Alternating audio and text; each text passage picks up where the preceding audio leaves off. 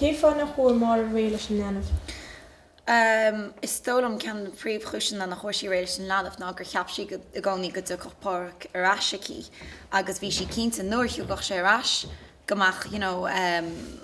gomach an chlán beg sásta seo acu agus is stolam chomáile sin bíon leanamh an tainród a bhí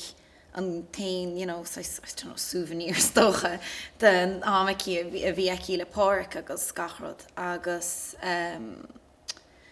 it's fecin muid goil golóir grá I mór intí héine agus a gachrod cos le sin so stólam grá an airtin grácí ar an leanamh chomá a grácí an leanamh nach mach sí géirí fáiléis agus chomá le sin níor aon duna aici a chuáin in leanamh in áire. Cé fanna thug mar súsé tar éis bheits a tucht tearman? Stólam gur is léir go bhhain si get nuair ólam si céird go dtíor go bhhainint le altramacht leis de téma na altramacht agus gachrod mar sin. Agus is stólam go chuir sé fatí sarí nach bheicach si leanamh go dó a ríis, tá sé rilí sin an deire. So is stólam nach chuir sí ré leis tar sin mar ríis is stólam gur si chuoinú go dtí páirc arráisicí agus gomach sí an ar a chuirt an leanamh agus is léir nach rá sin an níor sí ábalta rilí ar a chuirtí héanaád an leanamh. An ceapan tú go sí leach ag an deire? Is stólam le féinhhar stólam go mbíon tá sé dachar mar hapic go generalta agus ceapan golóir daoine go bhfuil golóir bhfuil sé leithleach de lámh a chur de bhás hain agus gachrod agus but an chuítá a chuí a brint in san mhar ná níl aonród fáca le déanamh eici tháinig páirc níor sí mhaith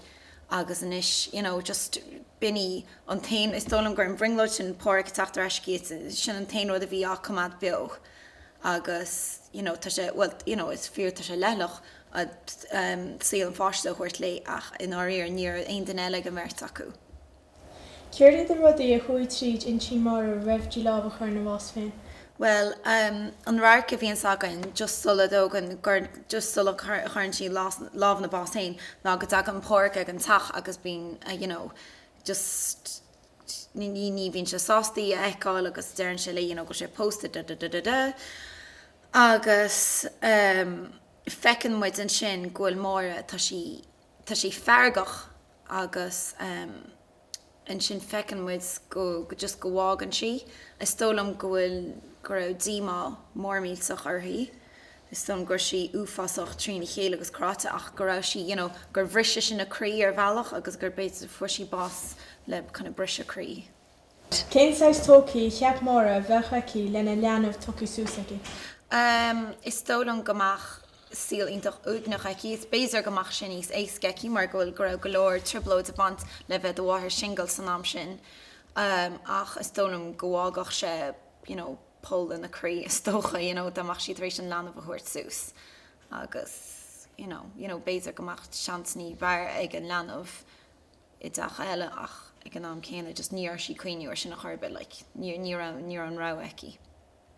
An bhfuil charachtar fuiile níos ciontaí ná charachta eile dí bás móra?